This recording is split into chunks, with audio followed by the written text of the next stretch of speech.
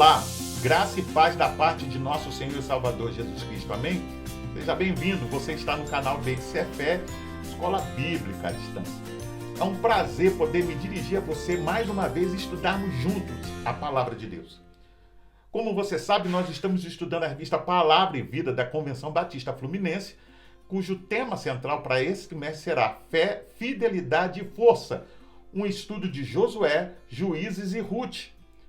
Hoje, na lição de número 2, o tema será a fé resiliente.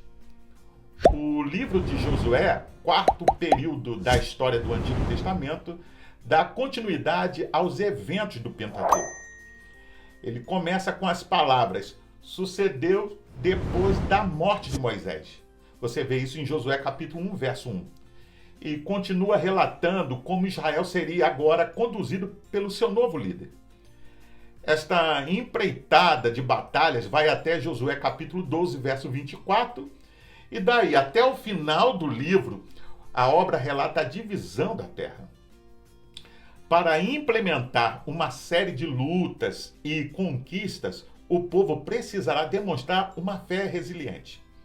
Resiliência é a capacidade de suportar as adversidades e se adaptar às situações difíceis.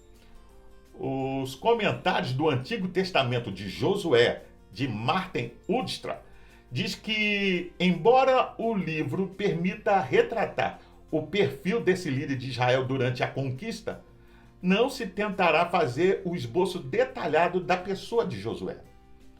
Concentrar a atenção nos personagens bíblicos tem de fato seus méritos, mas há o perigo de que, ao fazê-lo, deixe de se perceber o fato de que a historiografia bíblica não deve se prender aos agentes humanos do teatro da redenção, nem explorar seus feitos, bons ou maus, para que sirvam de exemplos ou impedimentos morais.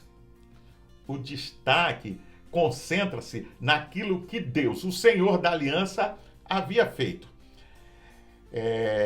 Essa a ênfase, não a do exemplo moral, que leva o povo a responder com uma expressão de lealdade a seu Senhor e demonstra a sua disposição para servir somente a Ele. Para dar início ao nosso estudo, eu convido você a acompanhar com a sua Bíblia e ler comigo junto Josué capítulo 1, verso 5 ao 6. Ninguém conseguirá resistir a você todos os dias da sua vida. Assim como estive com Moisés, estarei com você. Nunca o deixarei, nunca o abandonarei. Seja forte e corajoso, porque você conduzirá esse povo para herdar a terra que prometi sob juramento aos seus antepassados. Vamos orar? Pai, nós te louvamos e te agradecemos pelo privilégio, pela oportunidade de mais uma vez estudar a tua palavra. Nos abençoa, é a nossa oração em nome de Jesus. Amém.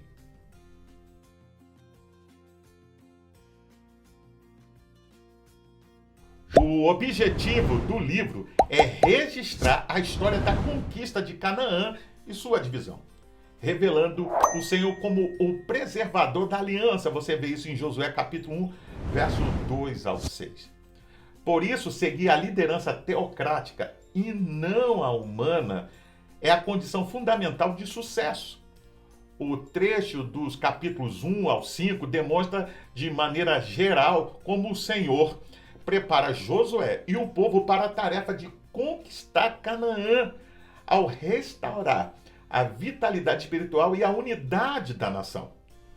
Segundo os comentários do Antigo Testamento de Josué, de Martin Udstra, ao ler Josué e outros históricos, devemos nos esforçar resolutamente para evitar que a humanidade seja posta no centro. As histórias bíblicas inclinam-se bem mais para o lado antropocêntrico. Já por outro lado, o contexto histórico em que ocorreram tais eventos tende a ser ignorado. Ao se traçar uma linha reta do então até o agora, a singularidade dos eventos bíblicos, como por exemplo da autorrevelação de Deus, corre o risco de ser ignorada. Segundo esse autor, os eventos bíblicos tendem a ser arrancados do seu contexto histórico redentor ao serem convertidos em paradigmas atemporais de comportamento moral. Porém, isso não se harmoniza com a intenção e propósito da própria Escritura. A Escritura apresenta os fatos históricos a fim de mostrar que a história caminha para uma meta. Isso mesmo, que há um movimento dinâmico e que o fato anterior leva a um posterior e a um último. Ou seja, a obra redentora realizada por Deus em prol ou a favor do seu povo.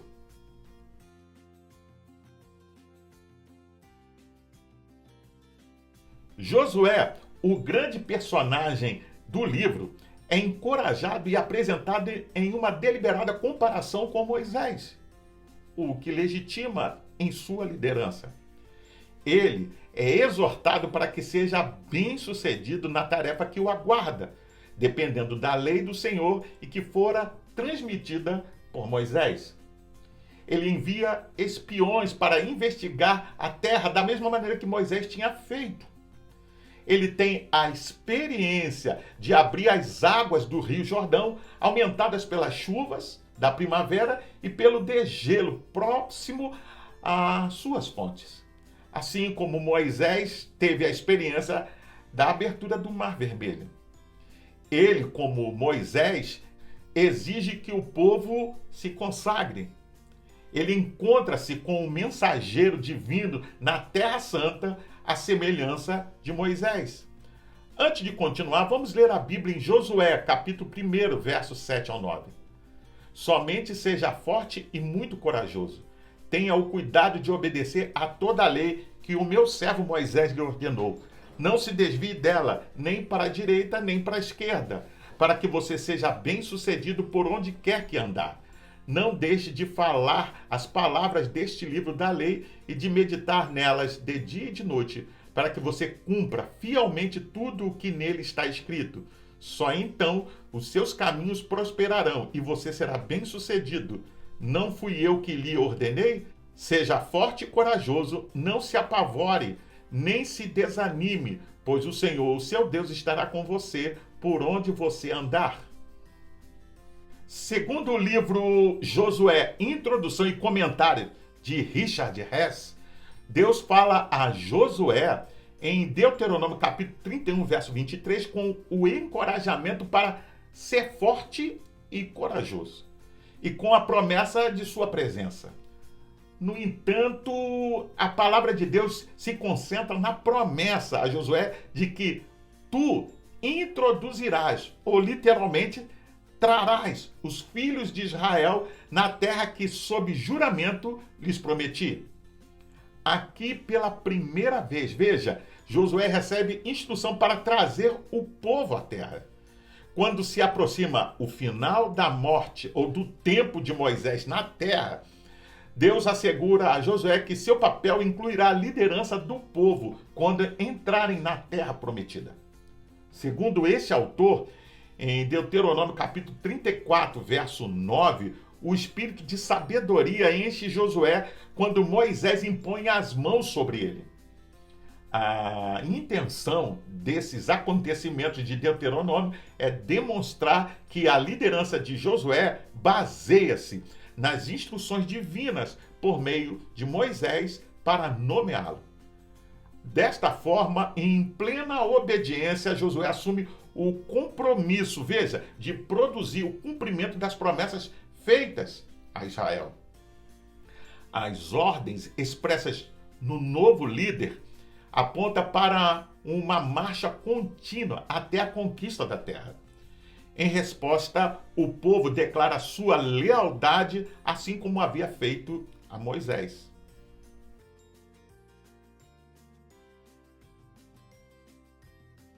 A salvação de Raabe pode parecer um paradoxo, mas não é. Embora não possuísse padrões éticos elevados, esta mulher demonstrou uma fé em Deus. O Novo Testamento julga sua atitude como obra de fé. Você vê isso em Hebreus capítulo 11, verso 31 e Tiago capítulo 2, verso 25. A sua prostituição talvez caracterizasse o estado moral da cidade e pode antes ter-lhe sido imposta e não escolhida. A grandeza de sua redenção pode ser vista no fato de que ela veio a tornar-se, do lado materno, uma ancestral de Davi e o Messias. O conhecimento prévio de quem era Deus revela a existência de pessoas simpáticas às reivindicações de Israel pela terra. Talvez, por esta razão, a iniciativa em proteger os espias. O apelo de Raabe nos versos 14 ao 21 estimula os enviados de Josué que lhe prometem proteção. O relatório dos espias registra o pavor dos moradores de Jericó e fortalece a convicção de que o Senhor era com o seu povo. Veja, aprendemos que o Senhor é misericordioso e quem se arrepende de forma genuína, há salvação evidente. Mateus capítulo 21, verso 31, descreve a redenção prometida a pecadores que buscam ardente e genuinamente ao Senhor. Raabe se humilha, quer a salvação para a sua casa e também para si. Ela confessa, clama, crê, age e aguarda a salvação. Do outro lado, temos a convicção dos israelitas no Deus que cumpre suas promessas.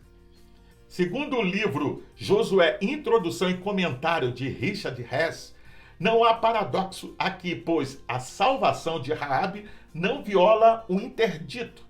Em hebraico, herem ou harem, dedicar ao interdito. Isso não significa que o peso do interdito de Deuteronômio capítulo 20 esteja diminuído. O fato de que o juramento passa sem ser mencionado indica que a misericórdia para aqueles que se unissem a Israel era considerada apropriada à aliança com Deus. O motivo da salvação de Raabe não foi um erro da parte dos espias. O motivo é que ela escondeu os mensageiros. Raabe transferiu, podemos assim dizer, a sua lealdade de Canaã e as suas divindades para Israel e o Deus de Israel. Para os comentários do Antigo Testamento de Josué, de Martin Udstra, de algumas maneiras, as suas palavras refletem claramente que ela só está começando a emergir do seu ambiente pagão. Ao denominar o Senhor, o seu Deus, como Deus no céu acima e na terra embaixo, Raabe expressa um pensamento que também é bíblico. Antes de continuar, vamos ler a Bíblia em Josué capítulo 3, versos 7 a 8. E o Senhor disse a Josué: hoje começarei a exaltá-lo à vista de todo Israel, para que saibam que estarei com você como estive com Moisés. Portanto, você é quem dará a seguinte ordem aos sacerdotes que carregam a arca da aliança. Quando chegarem às margens das águas do Jordão, parem junto ao rio. Segundo os comentários do Antigo Testamento de Josué, de Martin Udstra, o papel de Josué com relação ao milagre iminente da divisão das águas do Jordão é menos direto que o de Moisés no Mar Vermelho. O próprio Moisés foi instrumental no milagre, mas Josué deve apenas dar ordens. É possível que a presença do Senhor na arca tenha parte nessa diferença. A arca ainda não tinha sido feita, lembra-se, quando Israel deixou o Egito. O milagre que estava para ocorrer faria o povo saber que o Deus vivo estava no meio deles. Esse será um conhecimento a partir da experiência. O povo descobrirá de modo extremamente prático e perceberá, veja, que há um Deus vivo no meio deles. Desta forma, no processo de preparação do povo para a conquista da terra, temos dois eventos importantes: a travessia do Jordão e o memorial que fora levantado no meio do rio. Porque o Senhor operou grande milagre quando da passagem pelo Jordão. Pelo menos 3 razões são importantes. Primeira, confirmar a liderança de Josué. Segundo, confirmar que o Senhor era com eles e que desalojaria os cananeus da terra. Terceiro, demonstrar o poder da arca que continha as tábuas da lei e representava a sua presença. Até esta altura, Israel fora guiada por uma nuvem e coluna de fogo. Agora a arca ia na frente do povo.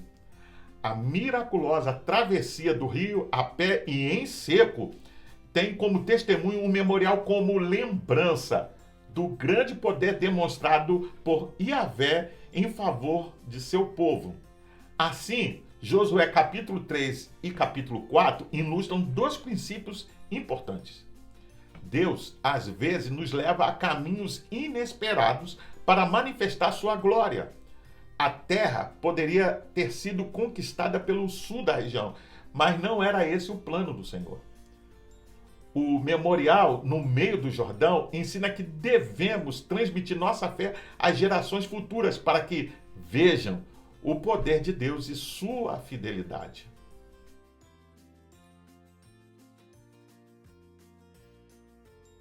A segunda metade do capítulo 4 e o capítulo 5 de Josué são por demais importantes. Em primeiro lugar, porque Gilgal serviu de base de operações antes da tomada de Jericó. O termo Gilgal significa círculo ou roda. Provavelmente se refere a um círculo de pedras que servia para propósitos religiosos. Outro memorial é erguido ali, a fim de testemunhar que Israel atravessou a seco o rio, assim como havia acontecido no episódio do Mar Vermelho. Antes de continuar, vamos ler a Bíblia em Josué capítulo 4, verso 14 e do verso 18 ao 20. Naquele dia, o Senhor exaltou Josué à vista de todo Israel, e eles o respeitaram enquanto viveu, como tinham respeitado Moisés. Quando os sacerdotes que carregavam a arca da aliança do Senhor saíram do Jordão, mal tinham posto os pés em terra seca, as águas do Jordão voltaram ao seu lugar e cobriram como antes as suas margens. No 10º dia do 1º mês, o povo subiu do Jordão e acampou em Gilgal, na fronteira leste de Jericó. E em Gilgal, Josué ergueu as 12 pedras tiradas do Jordão. Observe que, fazendo uso de linguagem parecida, isso cumpre a promessa divina feita a Josué no capítulo 3, verso 7. Também conclui o relato da travessia do Jordão. A exaltação de Josué, pelo que fez com que Israel o respeitasse da mesma forma como haviam respeitado Moisés. A travessia foi a primeira dentre as muitas responsabilidades de Josué. Israel o reconheceu como sucessor de Moisés e como seu líder. Os acontecimentos seguintes confirmaram o papel de Josué na liderança, podemos assim dizer, do povo a alcançar as promessas que foram feitas na aliança. Em segundo lugar, porque 2 memoriais farão referência à aliança com o Senhor: a circuncisão e a celebração da Páscoa. Uma vez que os israelitas haviam deixado a prática da circuncisão durante o tempo em que estiveram no deserto, era evidente que esta segunda geração não se circuncidara. A circuncisão era um sinal de que o povo estava fazendo um pacto. Você vê isso em Gênesis capítulo 17, versos 7 ao 14. E espiritualmente significava a renovação do coração. Josué usa um trocadilho de palavras entre Gilgal e Galau, ou tirar ou remover, para expressar que o opróbrio do Egito, havia sido tirado ao se renovar o sinal do pacto. Antes de continuar, vamos ler a Bíblia em Josué capítulo 5, verso 10 ao 12. Na tarde do 14º dia do mês, enquanto estavam acampados em Gilgal, na planície de Jericó, os israelitas celebraram a Páscoa. No dia seguinte ao da Páscoa, nesse mesmo dia, eles comeram pães sem fermento e grãos de trigo tostado, produtos daquela terra. Um dia depois de comerem do produto da terra, o maná cessou. Já não havia maná para os israelitas, e naquele mesmo ano eles comeram do fruto da terra de Canaã. Segundo os comentários do Antigo Testamento de Josué, de Martin Udström, o livro de Josué mostra respeito à cerimônia religiosa da circuncisão, ao registrar a circuncisão em massa como o primeiro ato marcante de Josué após a travessia. Isso levou à celebração da Páscoa, a mais solene das celebrações religiosas de Israel. O autor também se preocupa grandemente com o modo apropriado de adorar, ao relatar com detalhes a controvérsia acerca do altar entre as tribos do lado ocidental e oriental do Jordão. Isto posto, em seguida, o povo de Israel celebra a Páscoa, que comemorava a libertação do Egito. Veja, fantástico, né? Que celebração não foi essa, né? De grandiosidade. Foi a primeira celebração da Terra Prometida, 40 anos depois do início da peregrinação. O maná, que antes sustentara Israel durante a jornada, para de cair e os israelitas começam a se alimentar dos frutos de Canaã, inaugurando assim uma nova era. Em síntese, a circuncisão prepara Israel para a conquista da terra ao identificar a geração do deserto como herdeira da aliança abraâmica. A celebração da Páscoa e a participação do fruto da terra ligam a geração do deserto tanto ao livramento por Moisés quanto às promessas àquela terra.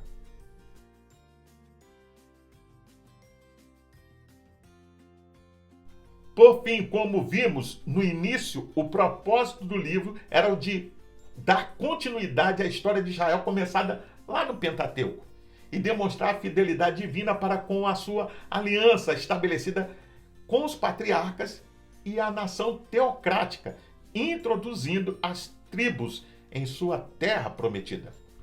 Vemos ainda que durante o cerco e conquista de Jericó, no trecho do capítulo 5, do verso 13 ao 15, Josué tem uma experiência sobrenatural com um guerreiro que se aproxima dele.